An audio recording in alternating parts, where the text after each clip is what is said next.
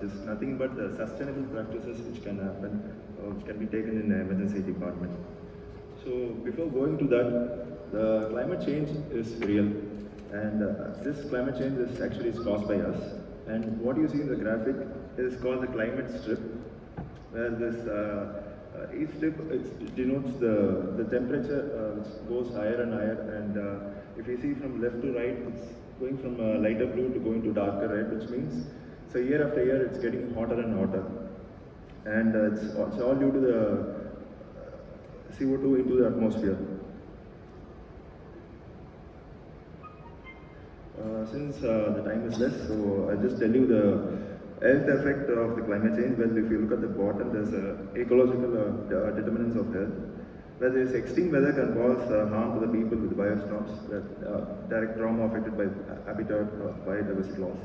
So we actually depend on the healthy habitat and healthy biosphere, where we grow from food, and if that gets degraded, then the nutrition of food gets degraded, then health gets affected. Well, if you look at the top, there's a direct impact on health with the heat wave. So what we see every summer, there's a temperature rise after year, and people going to the heat stroke. Other respiratory conditions like COPD, asthma, air pollution also plays a major role. Like the infection, what we saw like a couple of years before back, like COVID, it's due to the loss of biosphere that people come closer to the animals and spread the disease. And this climate change is real, it's happening, and the experts do agree. The scientists like environmental study people, they do agree that this is the biggest threat of 21st century. And the healthcare system also contribute affecting the environment and increase the carbon footprint. So we all know the RRR, not the movie RRR, it's reduce, reuse, recycle. That cycle we would have heard from early stages. So now it has been increased in the healthcare system, which is good for our planet. So what you see is this triangle from top to bottom, like preventing from getting infected by following the healthy diet, smoking cessation, or air pollution prevention. Under reduce, the study says that if reduce IV paracetamol to the oral paracetamol depending on the scenario. The study says that we can reduce up to 40% of cannula usage if we strictly prioritize. And reuse, mostly nothing is reused, but there are some reusable suture kits, PP, type 2 face mask available. Recycle the plastic waste in ER is recycled. We have recycle bins in ER. So all these are disposed as per government protocols. So coming to the green ED, so this Royal College people have created this concept a few years back, and they have categorized into 3 actions, that is bronze, silver, and gold. I'll just highlight the important ones. Under bronze, first of all, this idea should be taught to the staff of ED, and the papers can be converted to a digital case sheet, or like reusable papers can be used. Single-use plastic spoons and cups should be avoided, and especially the discharge medication review to eliminate the excessive dispensing. All these comes under bronze action. And under silver action, like I said before, reusable PPE, reusable bins, unnecessary usage of sterile glove, and especially the Entonox, if the usage of Entonox, if it is reduced to 30%, if that comes under the silver actions. I'll talk about the Entonox a little later.